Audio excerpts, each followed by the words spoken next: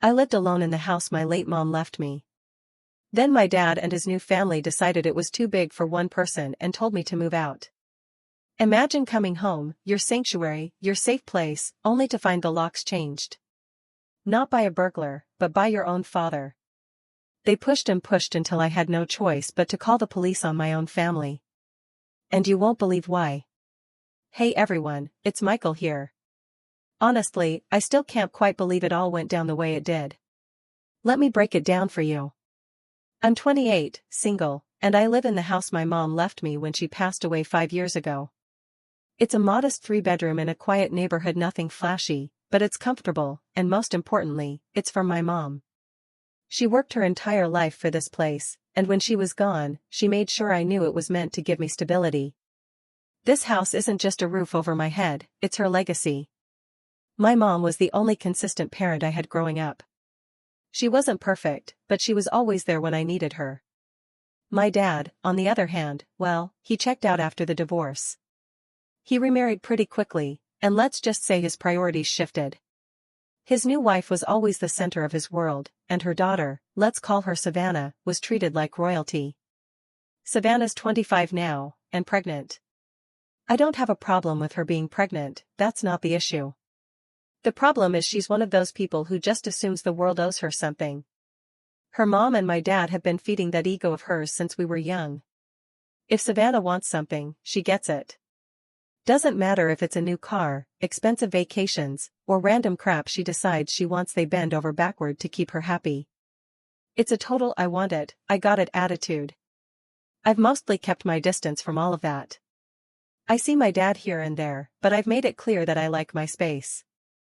This house is my sanctuary. It's where I can just live my life without anyone interfering. I've got a decent job, some good friends, and a pretty straightforward routine. I'm not rolling in cash, but I'm stable. That's more than a lot of people can say these days. For now, it's just me in the house. And honestly, I like it that way. No roommates, no drama, just peace and quiet. Exactly what I needed after my mom passed away. Now, back to Savannah. A few months ago, her boyfriend, some guy named Tyler, left her. Honestly, I could see it coming from a mile away. He always seemed like the type to bail when things got real. Savannah didn't seem too broken up about it, though. From what I heard, she went straight back to her mom and my dad, where she was immediately babied and spoiled all over again. They cooked for her, bought her maternity stuff, and basically treated her like she was made of glass. I didn't think much of it at first. That's their business, not mine. But then, out of nowhere, my dad calls me up and says he wants to talk. This isn't something he does often, so I figured it must be important. I head over to their place, and as soon as I walk in, I can tell something's up. My dad and his wife are sitting at the kitchen table, and Savannah's there too, rubbing her belly, trying to remind everyone she's pregnant. They started off with some meaningless small talk, the kind where you know they're stalling. My dad asked how work was going, and his wife nodded along like she cared, but it didn't take long before they cut to the chase. My dad started by saying Savannah needed a stable place to live because their house was too cramped with the baby coming.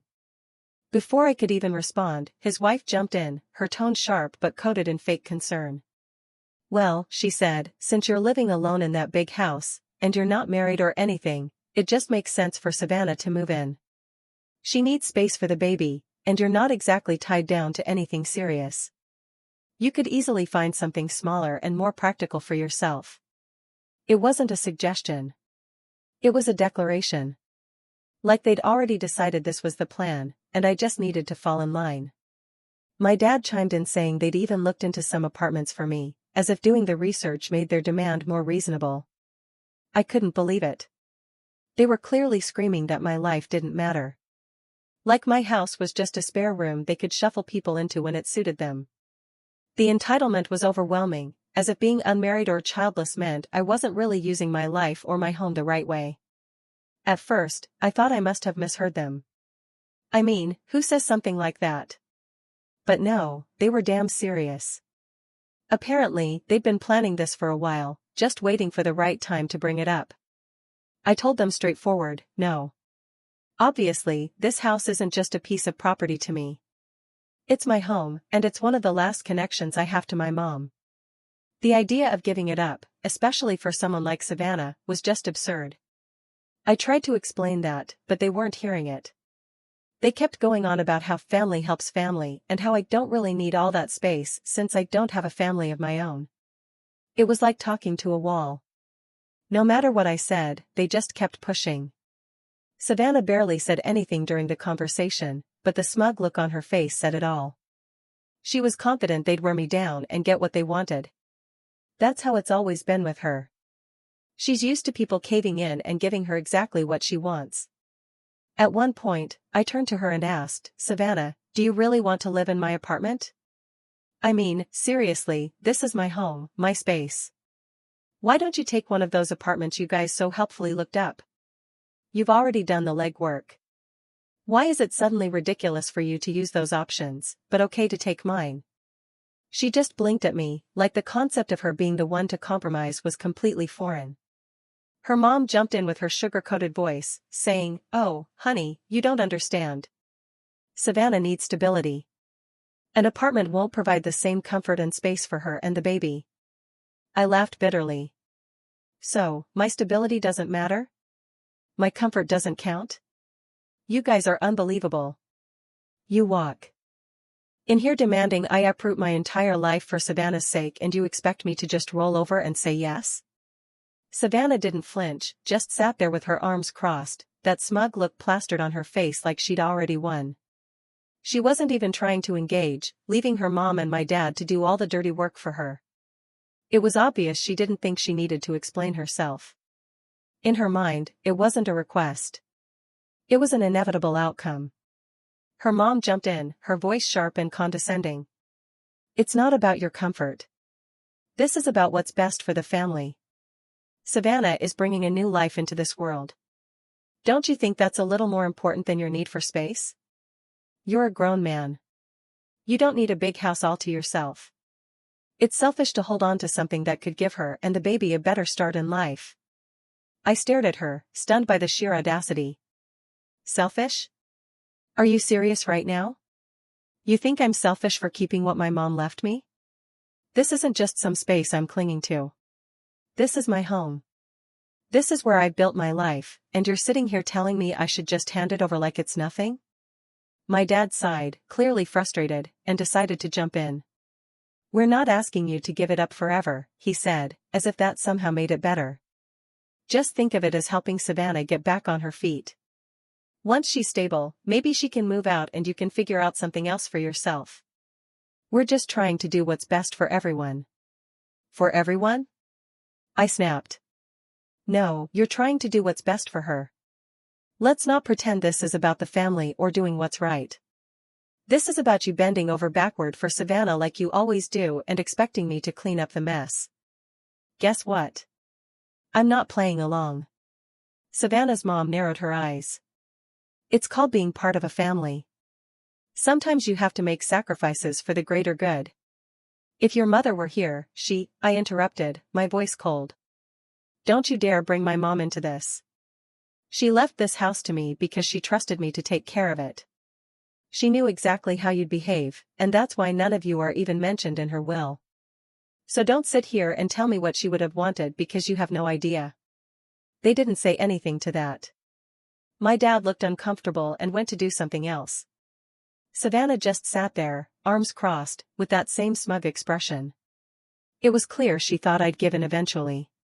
She didn't even try to argue or defend herself. Just let her mom and my dad do all the talking like she was above having to justify this ridiculous demand. It wasn't a negotiation. It was just a matter of when, not if, they'd get their way. But this time, they were messing with the wrong person. This house isn't for negotiation. My mom trusted me with it, and I'm not about to let them guilt me into giving it up. Still, I could tell this wasn't the end of it. They left the conversation open-ended, like they were expecting me to change my mind. But I didn't. Although I thought maybe they'd cool off and realize how ridiculous the whole thing was after I explicitly said no in their faces, it was just the beginning.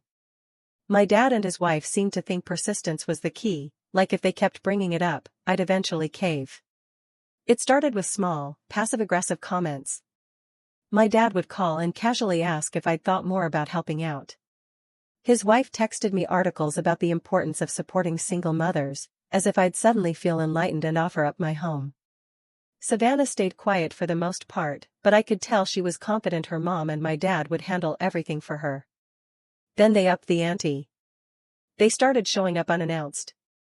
It wasn't like they were coming over to visit, though.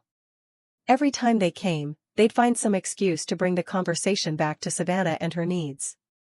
One time, my dad showed up with a box of baby clothes for storage. He walked in like it was the most normal thing in the world and asked where he could put it. I told him he could take it back to his house. He gave me this look like I just insulted him. "It's just temporary," he said. "You're not even using the guest room." I told him the guest room wasn't for storage. It was for guests. He grumbled, but eventually took the box back to his car. That set the tone for every interaction after that. They'd bring up some solution that involved me giving up my space, and I'd shut it down. The thing is, I could tell they didn't see me as the actual owner of the house. To them, it was just a convenient resource they could use however they wanted. My mom left it to me, but they acted like it was still up for grabs, like I'd just been holding it for Savannah until she needed it. What really pissed me off was how they framed everything as if I was the selfish one. They made it sound like I was just sitting on this treasure trove of space and refusing to share it out of spite. It wasn't enough that I said no.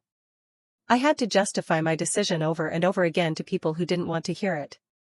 Things escalated when Savannah decided to insert herself into the situation more aggressively. One afternoon, she rolled up to my house, popped her trunk, and casually asked me to help her unload a stroller. I stared at her like she'd lost her mind and asked why she was bringing a stroller to my house. "Well, where else am I supposed to put it?" "I don't have the room right now," she said. I was trying to process the sheer audacity of her statement. "Not my problem," I replied, already feeling the frustration building. That, of course, triggered her. She launched into this self-centered rant about how I was making things so much harder for everyone, as if I'd personally created her problems. "Family is supposed to stick together," she said, as though that somehow justified dumping her issues on me.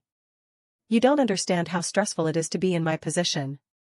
You've got no idea what it's like to have a baby on the way," she added with this tone that suggested I was some clueless idiot who couldn't possibly comprehend real life. She was right about one thing. I don't know what it's like to be pregnant. But what I do know is what it's like to have responsibilities. And unlike her, I've been handling mine without expecting anyone to swoop in and fix everything for me. More importantly, I don't demand squatters' rights in other people's houses just because I don't have enough space. So, I told her point blank, "Your problems aren't mine to solve, and I'm not about to turn my life upside down just because you refuse to figure out yours." That did not go over well. Her face twisted into this look of pure hatred, like I just told her the world didn't revolve around her, which, let's be real, I basically did. She stormed off in a huff, but not before throwing one last gem over her shoulder. "You're going to regret this someday." The irony of her whole tantrum wasn't lost on me. She'd spent her entire life being coddled and catered to, and now, for the first time, someone wasn't bending to her will. Instead of realizing how absurd her demands were, she acted like I was the one being unreasonable. Bringing a stroller to my house, assuming she'd just park herself and her baby here, was the most ridiculous thing I'd ever seen. It was like she genuinely believed my house was already hers, and I was just an obstacle to be removed. It didn't stop there. They just kept pushing my limits. The other day, my dad came over with a realtor. He didn't even tell me he was coming. I was sitting in my living room when I heard the knock on the door. I opened it to find him standing there with a woman holding a clipboard. "I thought we could look at some options for you," he said. I didn't even let them inside. I told them to leave and slammed the door. That was the last straw for me. It was clear they weren't going to stop until I did something drastic. At that point, I knew I couldn't trust them anymore. It wasn't just about the house. It was about the principle. They thought they could bully me into submission because that's how things had always worked with Savannah. But I'm not Savannah, and I don't roll over for anyone. That night, I called a security company and arranged for cameras to be installed around my property. It wasn't a huge move, but it was a step toward protecting what was mine. I wanted to be prepared for whatever ridiculous stunt they might try next. I truly didn't feel safe anymore, dreading the house could be taken from me, or they might come up with any nonsense idea to get me kicked out of the house legally. I knew damn sure that they weren't going to stop, and until they hit a wall, they couldn't climb over. So, I made it my mission to be that wall. I wasn't going to play their games anymore, and I wasn't going to entertain any more conversations about how I should just hand over my house. And just like I expected, they came up with a new, even more creative idea. I came home from work one evening, tired but relieved to finally be back at my sanctuary. Except when I tried to insert my key into the lock, it wouldn't fit. At first, I thought I must have grabbed the wrong key. But after a few more tries, it hit me. The locks had been changed. My heart sank, and a wave of rage surged through me as I noticed a folded piece of paper taped to the door. The note read, "We've changed the locks for safety. Please contact us to discuss this." It was signed by my dad. The audacity was almost laughable. I didn't waste a second. I pulled out my phone and called my dad. He picked up after a few rings, his tone casual, like this wasn't the most insane thing he'd ever done. "What the hell is going on?" I said, barely able to keep my voice steady. "Why are the locks on my house changed?" "It's temporary," he said. Like that somehow made it better. "We were just trying to help Savannah. You've been so resistant, and we thought maybe this would be the easiest way to make things smoother for everyone." "For everyone?" I snapped. "You mean for you and Savannah? You've crossed every line imaginable. This is trespassing. And if you think I'm just going to let this slide, you're insane." His tone shifted immediately, and he started begging me not to. "Don't call the cops. Please don't escalate this. It'll look bad for the family." "Look bad for the family? You think that's my concern right now?" I shot back. "Here's what's going to happen. You're going to get whoever changed those locks to fix this immediately, or I will call the cops and I'll press charges for trespassing and attempted theft." There was a pause, and for a moment I thought he might actually try to argue with me, but he must have realized I wasn't bluffing because his tone softened further. "Okay, fine. We'll fix it. But you're being so unreasonable. We're just trying to do what's best for Savannah and the baby. You know this is a temporary solution." I ignored his attempt to guilt me. "You have until the end of the day to fix this, or the police will be involved. That's not negotiable." After some more muttering and weak protests, he finally agreed. I hung up without another word, my hands shaking with anger. This wasn't just another overreach. This was a direct, calculated move to take what wasn't theirs. It was a blatant violation of my home, my boundaries, and my trust. A few hours later, the locksmith returned, and the locks were changed back. My dad didn't show his face, and neither did Savannah or her mom. I stood by the door the entire time, watching every move, ensuring nothing was left undone. Once everything was back to normal, I sat down in my living room, staring at the walls of the house that had become my battlefield. This wasn't just another attempt to guilt me or push my limits. This was a declaration of war. I knew then that things weren't going to de-escalate on their own. If they were willing to go this far, there was no telling what they'd try next. But if they thought I was just going to roll over and let them have their way, they were in for a rude awakening. That night, I stayed up late going through paperwork and making calls. I wanted to make sure there was no way they could pull something like that again. But what really got to me was how they acted like this was normal. They genuinely thought they were entitled to my house. It didn't matter that my mom had left it to me or that I'd been living there for years. To them, it was just a house, something they could take if they wanted it badly enough. I started moving towards taking legal actions when I sat down with my lawyer and told him about everything, how my dad and stepmom had been pressurizing me nonstop, how they'd gone as far as changing the locks on my house. He listened carefully, asking pointed questions about the house, my mom's will, and any unusual behavior from my dad in recent months. At first, I thought he was just being thorough, but then he leaned back in his chair and said, "I need to tell you something. Your dad has already inquired about contesting your mom's will."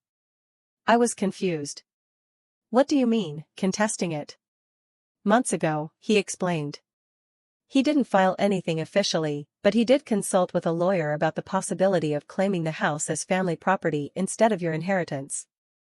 From what I gather, he was looking for any loophole he could use to gain control of the house. I sat there stunned. All this time, while pretending to be on my side, or at least trying to keep the peace, my dad had been plotting to take the house out from under me. This wasn't some spur-of-the-moment idea cooked up by my stepmom. They'd been planning it for months, long before they even started pressurizing me to move out. He doesn't have a strong case, my lawyer added quickly, probably noticing the panic on my face. Your mom's will is airtight and the house was explicitly left to you. But the fact that he even considered it says a lot about his intentions. It wasn't just betrayal. It was premeditated. My dad had been looking for ways to take what my mom left me while pretending to care about my well-being. The manipulation, the constant guilt trips, the emotional blackmail. It all made sense now. This wasn't about Savannah needing a place to stay. It was about them trying to take something they had no right to. Hearing this made my frustration boil over. This isn't just about standing up for myself anymore. It's about protecting what my mom worked her whole life to give me. Every move they make feels like a slap in the face to her memory, and I can't let that slide. No matter how relentless or outrageous they get, I'm not backing down. This house is mine, and they're not taking it. After everything I'd learned from my lawyer, I spent the rest of that night replaying every interaction with my dad over the past few months. I couldn't keep avoiding him and proceed legally. I had to directly tell him that I knew what he'd been planning. So, I confronted him. I didn't bother calling or texting. I showed up at his house unannounced, just like he and his wife had done to me so many times before. When he opened the door, he looked surprised, caught off guard, but there wasn't even a flicker of guilt on his face. That was the part that stung the most. He acted like he had nothing to feel ashamed about. I need to know why you've been looking into contesting Mom's will, I said, cutting straight to the point. His face twisted into a mix of confusion and defensiveness. What are you talking about? He asked, feigning ignorance. I don't know where you're getting this idea, but it's not true. Don't lie to me, I shot back. I already know you spoke to a lawyer about it months ago, so let me hear it. What were you planning to do? It's not like that, he insisted, stumbling over his words. I wasn't trying to take anything. I just wanted to see if there were options for the family. For the family? I repeated, my voice sharp with disbelief. Let's be real. It's not about the family. It's about Savannah. Don't stand here and pretend this is about anything else. You were planning to take the one thing Mom left me, and you think that's okay? I wasn't planning anything, he snapped. I was just considering possibilities. That house is too big for you anyway. And Savannah, she's in a tough spot. She needs a stable home for the baby. And that means stealing mine? I countered, my frustration boiling over. You didn't even ask for my help. You went behind my back, tried to manipulate me, and now you're acting like you're doing me some kind of favor. It wasn't like that, he repeated weakly. But his eyes wouldn't meet mine. He looked everywhere but at me, the way he always did when he didn't want to admit he was wrong. I stood there for a moment, waiting to see if he'd say something that might justify any of this. He didn't. I shook my head and turned to leave. There was no point in arguing with someone who couldn't even own up to their actions. That conversation cemented everything I already knew. I couldn't trust him. He wasn't acting like a father. He was acting like someone who thought my life, my home, and my choices were his to control because it fit his own narrative. Back at home, I called my lawyer to discuss what to do next. He reassured me that my mom's will was rock solid, and that my dad didn't have a legal leg to stand on. Still, it was clear this wasn't just about legalities. It was about wearing me down. They were trying to make me feel like the fight wasn't worth it. Like it would be easier to just give in and let them have their way. The next few weeks were a blur of meetings, emails, and constant vigilance. I filed paperwork to ensure the house was fully secured in my name with no loopholes they could exploit. I upgraded my security system, added more cameras, and even reached out to a title protection service to keep an eye out for any shady activity. It felt like I was fortifying a castle against invaders. And honestly, that's exactly what it was. Savannah, meanwhile, doubled down on her tactics. She started posting cryptic messages on social media about being abandoned by family and having to fight for what's right. She didn't name me directly, but it was obvious who she was talking about. Mutual acquaintances started reaching out, asking what was going on and if there was any way to smooth things over. I kept my responses short and factual. I wasn't interested in playing her game or airing my side of the story to the world. But as the weeks went on, their efforts started to falter. The legal fees were piling up on their end, and my lawyer assured me they'd run out of options soon. Still, I couldn't shake the feeling that this wasn't over. People like them don't just give up. They regroup, find new angles, and come back when you least expect it. By the time everything finally settled down, I was absolutely drained. Fighting for my home, my peace, and my boundaries took everything I had. But it was worth it. This wasn't just about a house. It was about standing up for myself and refusing to let anyone walk all over me. My dad and Savannah thought they could guilt me into submission. But they were so wrong. If anything, this whole ordeal just opened my eyes to how far they'd go to manipulate me. Honestly, I'm starting to think cutting ties might be the only way to truly move forward. For now, things are quiet, but I'm not naive. If they try pulling any stunts again, I'll be ready. Weeks turned into months, and things went eerily quiet. No calls, no texts, and no random visits from Savannah or her mom. It felt strange, almost like they were regrouping, but I wasn't going to complain about the peace. During that time, Savannah had her baby, a healthy little boy, from what I heard through the grapevine.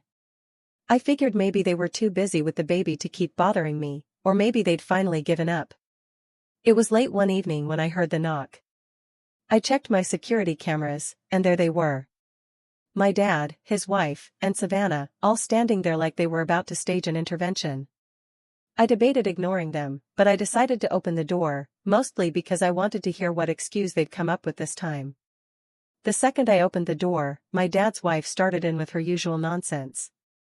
She said they'd been thinking about everything that had happened and wanted to move forward as a family. She talked about letting bygones be bygones and said they were giving me one last chance to make things right. Then Savannah spoke up, holding her baby like a prop. She went on about how hard things had been for her, how she wanted her child to grow up surrounded by family, and how she still believed I could do the right thing if I just opened my heart. It was the same manipulative garbage they'd been spouting for months, but now they were wrapping it up in a prettier package. My dad, ever the mediator, tried to play the "let's all just get along" card. He talked about how family is more important than material things, and how I needed to look at the bigger picture. I let them talk for a while, mostly out of morbid curiosity. When they finally stopped, I took a deep breath and laid it all out. "This is my house," I said as calmly as I could manage. "It was left to me by my mom. And I'm not giving it up. I've told you this before, and I'm telling you again, the answer is no. And that's final. I don't care what kind of speech you've rehearsed or how you're trying to spin this. You're not getting the house, and that's final." That should have been the end of it. But of course, it wasn't. Savannah's mom immediately launched into accusations, shouting about how selfish I was, claiming I was putting material things over family and failing to fulfill my so-called duty. She threw out every argument she could think of, trying to frame me as the villain in this whole situation. Savannah jumped in next, following the same script as always. She cried about how hard I was making her life, and how she couldn't believe I would abandon her and the baby in their time of need. She threw out the classic line that I'd regret this one day, as if I'd somehow look back and wish I'd let them walk all over me. My dad didn't say much at first, but the silence spoke louder than anything. He stood there watching the whole thing unfold, not even attempting to mediate or diffuse the situation. It was clear he didn't know what to say anymore. And maybe a small part of him realized just how far this had gone. I wasn't in the mood to argue. They'd crossed every line already, and I wasn't about to let them pull me into another pointless shouting match. "You've already crossed every boundary I have," I said. "You've lied, manipulated, and tried to steal what's mine, and now you're back here acting like you're the victims. I'm done with this. Get off my property." But, unsurprisingly, they didn't leave. Savannah's mom kept going, insisting that I was being unreasonable and trying to guilt me into backing down. Savannah chimed in here and there, adding little comments about how family should support each other and how I was heartless for not stepping up. My dad finally spoke, but all he could manage was another weak plea for me to be reasonable and see things from their perspective. I didn't respond. There was nothing left to say. Instead, I turned around, walked back into the house, and locked the door behind me. I'd already decided I wasn't playing their games anymore. If they wanted to keep pushing, they could deal with the consequences. Once inside, I called the police. I wasn't bluffing, and I wasn't going to let them think I was. When I explained the situation, the dispatcher assured me an officer would be sent out shortly. I waited by the window, watching as they lingered in my driveway, still talking amongst themselves. By the time the police arrived, they had moved off the porch, but weren't making any effort to leave. The officer spoke with them for a few minutes, clearly laying down the law. From what I could see, the cops weren't buying into their excuses or justifications. They told them in no uncertain terms to leave and not come back. Watching them finally leave under police supervision felt like a small victory, but it also came with a sense of finality. Whatever shred of a relationship I had left with my dad was gone. As I sat down to collect my thoughts, I realized just how exhausted I was.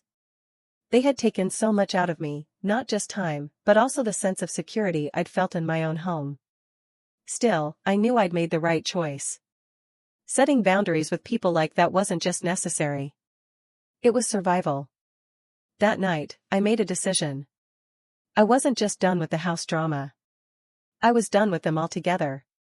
I blocked their numbers, unfollowed them on social media, and made it clear to mutual acquaintances that I didn't want updates or messages passed along. Cutting ties was hard at first, but when I looked back at everything they'd done, I realized there was nothing left to salvage. They didn't care about me or my boundaries. They only cared about what I could give them. Instead of having a toxic family, I leaned on my friends more. They'd been there for me through all the chaos, reminding me that I wasn't crazy for standing my ground. One of them suggested I throw a housewarming party, not because the house was new, but because I'd fought so hard to keep it. The idea made me laugh, but it also felt fitting. The party was small, just a handful of close friends, but it was perfect. For the first time in a long time, I felt genuinely happy. I wasn't just surviving, I was thriving. Looking back on everything, I'm proud of the way I handled it. It wasn't easy, and there were moments when I wanted to give up, but I didn't. I stood my ground, and I proved to myself that I'm stronger than I ever thought I could be. This house is more than just a place to live. It's a reminder of everything I fought for. It's a symbol of my independence, my resilience, and my ability to stand up for what's right, even when it's hard. If there's one thing I've learned from all of this, it's that family isn't about blood. It's about respect, trust, and mutual support. And if someone isn't willing to give you those things, they don't deserve a place in your life, no matter who they are. So, to anyone out there who's facing something similar, stand your ground, set your boundaries, and don't let anyone guilt you into crossing them. You don't owe anyone your peace, your stability, or your happiness. I've moved on from all of this. Now, I still live in my house, and every time I walk through the door, I'm reminded of what I've overcome. It's not just a house, it's home. So, I've shared my story. Now I want to hear from you. Have you ever had to draw a line in the sand with family like this? What would you have done in my shoes when they tried to take your home? Let me know in the comments below. I read every single one.